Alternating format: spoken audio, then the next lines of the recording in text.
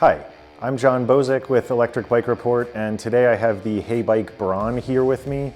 This is a fat tire e-bike that is super fast and fun to ride, but if I had to guess, you probably expected that just by looking at it.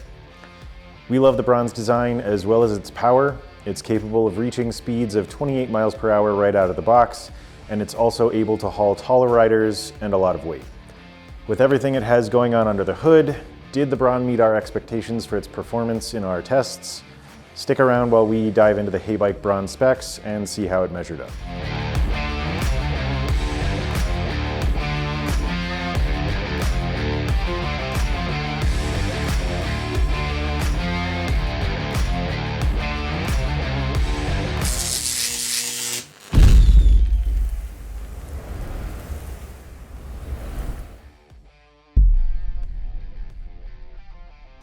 Before we jump in, please hit that subscribe button as well as the notification bell. Doing so helps support the channel and it will let you know when we post more reviews like this. So I have to start out by touching back on the Brawn's overall visual design. As you can see, it takes a lot of design cues from traditional gas-powered motorcycles, primarily with its dual crown suspension fork and the huge front headlight. I think that HeyBike really nailed it here. This thing looks strong and solid, and it absolutely has the specs to back that up. It's capable of pedal-assisted speeds up to 28 miles per hour right out of the box. That is thanks to its 750 watt rear hub motor, which also gives it the power to sprint up hills with relative ease. It also has a throttle that goes a little faster than it probably should, but I'll talk more about that later. As I said before, the Brawn is made to accommodate larger people. Its frame gives the bike a relatively stable and solid feel, and it is made for riders between 5'8" and 6'6" in height. It also has a weight capacity of up to 400 pounds, which is certainly at or near the top of the list when it comes to non-cargo specific e-bikes we have tested so far. You can see that there is no cargo rack on the bike, so that leaves a lot of capacity dedicated only to the rider. We should talk about the fact that the Brawn is marketed as an all-terrain e-bike. This is technically a bit of a misnomer, but the front suspension fork, fat tires, and that powerful motor do give it the ability to handle some off-road travel. Just keep in mind that it's not a mountain bike, even though I've seen some retailers calling it that. Let's take a look at the Brawn spec sheet, but I want to make sure to give a bit of a caveat here. HeyBike's website does not give a lot of detail in regard to the Brawn's components, but we reached out to ask them for more information. They advised us that the Brawn should come equipped with exactly the same parts that we have on our test bike here, but even some of those parts did not show a brand. Starting at the back of the bike, again we have that powerful 750 watt rear hub motor. This is paired with a beefy 48 volt 864 watt hour battery that gives the Brawn a pretty solid range. We'll talk more about that shortly. We can also clearly see the Brawn's 26" by 4" Chaoyang fat tires that have some serious tread for rougher roads. The bike has a 7-speed drivetrain with a Shimano Tourney derailleur. Overall, I thought the gear range was nice. I didn't encounter any ghost pedaling. I did run into some troubles with the derailleur, but the issues did improve a bit with some tuning. Moving on, we have a nice padded HeyBike saddle on a hydraulic dropper post. I liked the saddle. It was nice and comfortable, and while the dropper post functioned well for a budget model, I didn't really find myself using it. As I said before, the Brawn is capable of some off-road use, but it is definitely not a mountain bike, so I didn't really find myself in the kinds of situations where I would have really appreciated having it. Up towards the front end, we have some solid Tektro hydraulic disc brakes with 180mm rotors. We also have that dual crown motorcycle style suspension fork. This is an air and oil fork, which on paper is an upgrade from a spring, but I didn't think it felt much different. It was a little stiff for me, even when cranked all the way open. Then we have that trademark LED headlight, which has a low light sensor, so it comes on automatically. That's actually a pretty uncommon feature to see on e-bike headlights, but I'd love to see it more often. The headlight here is not quite as bright as I would have expected, and the rectangular shape of light it projects is a little odd, but it's still definitely better to have than not, and you can't deny that it just looks cool. Let's talk about the cockpit now. There's a lot going on here, which is a bit of a double-edged sword. I like many of the features, but I also can't help but feel like it's a bit crowded. First, I have to give some props to the grips. They're comfortable, they're nicely textured. On the left side, we've got the brake lever, a lever for the saddle's dropper post, and 2 control pads. One turns the bike on and off, cycles through a ton of display features, and governs the pedal assist system. The other controls the headlight if you want to turn it on during the day, as well as an electronic horn instead of a more traditional bell.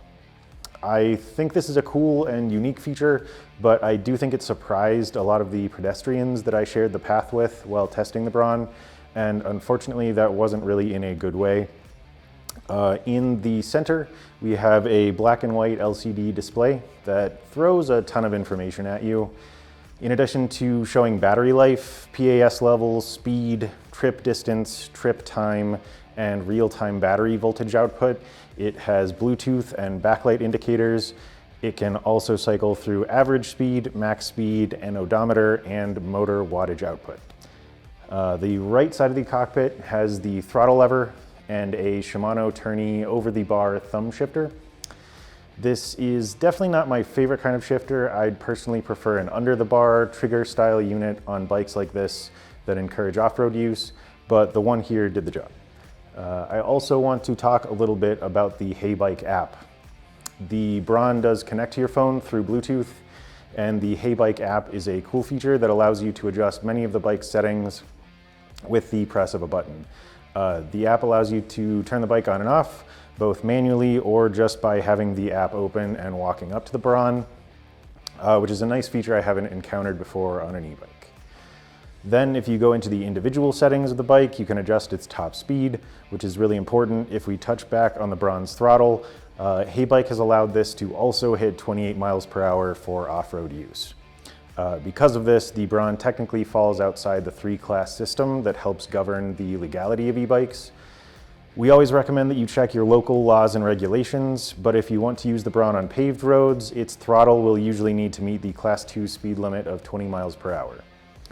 The HeyBike app does allow you to adjust the bike's top speed to meet this requirement, but unfortunately it does limit both the throttle and the pedal-assisted speed at the same time, so you may need to disconnect the throttle if you want to pedal on roads at 28 miles an hour.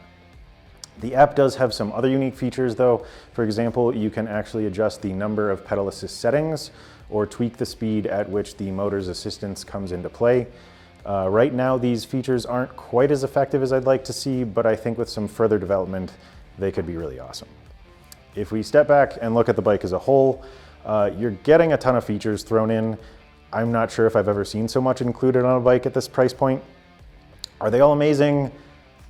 I think there's some room for improvement, but I also think you'll be pretty happy with the Brawn if you want a bike with all of the things. With the speeds at which e-bikes are capable of traveling, it is crucial that they have effective brakes. To test brake systems, we pedal every e-bike we test up to 20 miles per hour and then hit the brakes to stop as quickly as we can while still maintaining control. We measure the distance it took to stop, then repeat the process 2 more times. This allows us to calculate an average stopping distance from those results. Again, the Brawn here is equipped with Tektro hydraulic disc brakes on 180 millimeter front and rear rotors. Across our multiple tests, it had an average stopping distance of 20 feet and 9 inches, which was actually a bit faster than average when compared to other fat tire e-bikes we have tested.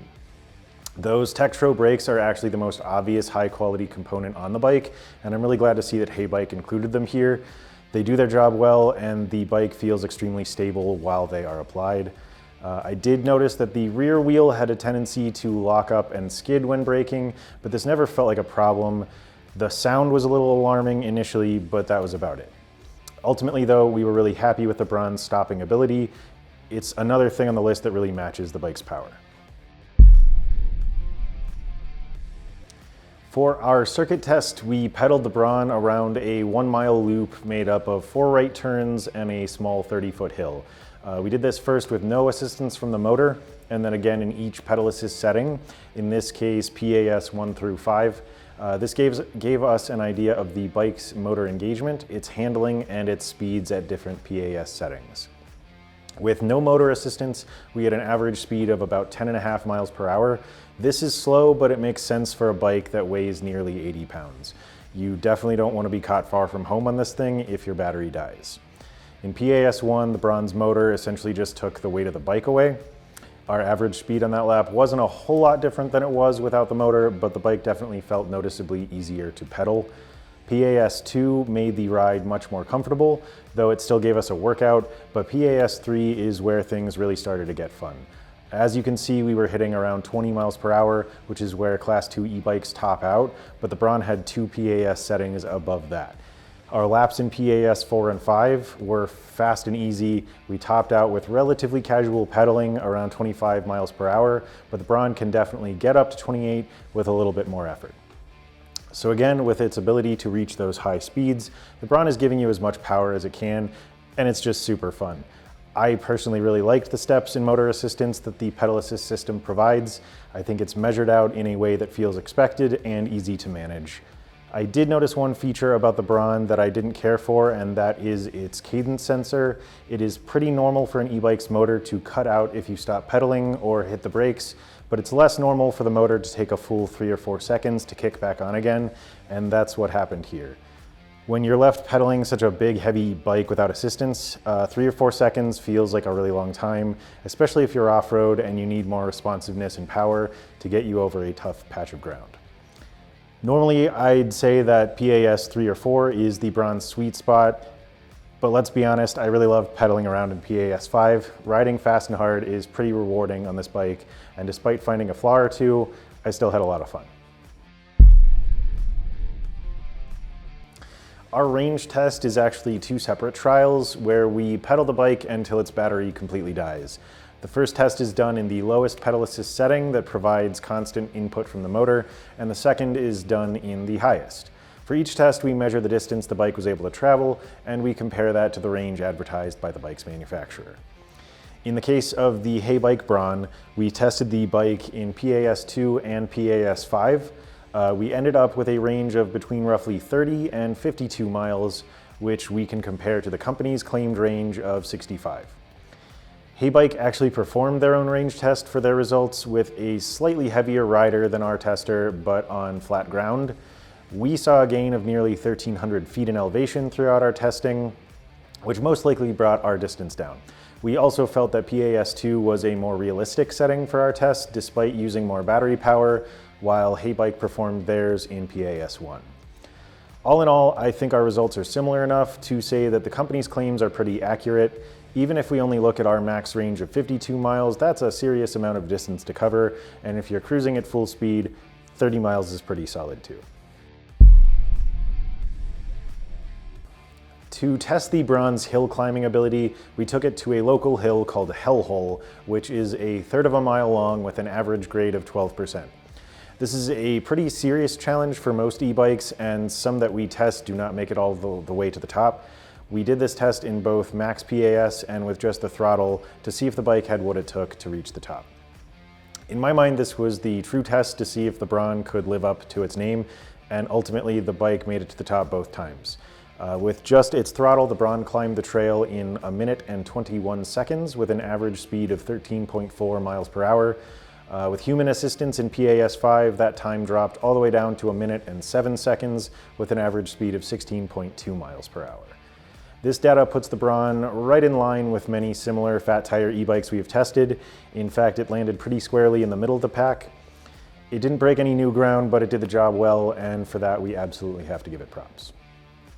On less extreme hills, I do think the Brawn stands out though. Over the course of my time on the bike, I found that it handled smaller hills fine in PAS3, and in PAS4 and 5, I barely even noticed that I was going up an incline. I've already said how much fun I had riding the Brawn, and I want to really hit that point again. I have some critique of the bike, sure, but I still think it does a lot of things really well. Being fun to ride is ultimately the most important thing in my mind. A good chunk of the reasons why I had so much fun come back to the Brawn's ability to hit 28 miles per hour. This thing just goes super fast, and it does give you that thrilling feel of the wind in your hair, or at least on your scalp. On the flip side of that though, I do think it's really important for the throttle to be limited to 20 miles per hour out of the box, maybe with the ability to adjust it in the app for off-road use later. The Brawn's motor engages really well right up front, giving you that fast and fun acceleration. Unfortunately, it's a little on the slow side when picking back up again after braking. For its price point, between $1,500 and $2,000, it gives you a ton of features, most of which are really cool. But adopting the less is more philosophy may have been a better approach by making the cockpit a bit more user-friendly, trimming out some of the elements to increase the quality of some of the others, or just straight up passing along some cost savings. The HeyBike app is a really cool feature on a bike this affordable. It does or tries to do some things that are pretty unique. It's a little clunky at the moment, but I think with some tweaks, it could be a real game changer. Ultimately, the Brawn is fast, it has great range, it has demonstrably good uphill power, and it can handle big and tall people. On top of that, it looks great and it has a ton of value packed in with all of the features it offers. If you're the kind of person who loves speed and loves lots of toys, and if you can overlook the flaws I mentioned before, this is probably the bike for you. Thanks for sticking around with me through this review. If you'd like to read more about our experiences on the bike, please check out the link to our written review in the video description. You'll also find a link to HeyBike's website where you can check current pricing and pick one up for yourself. Before we go, don't forget to like and subscribe if you haven't already. It really does help us to grow and share more content. We'd love to hear from you in the comments section too, so let us know if you have any questions or if you think we left anything out. That's all for today. Again, I'm John with Electric Bike Report, and this is the HeyBike Brawn.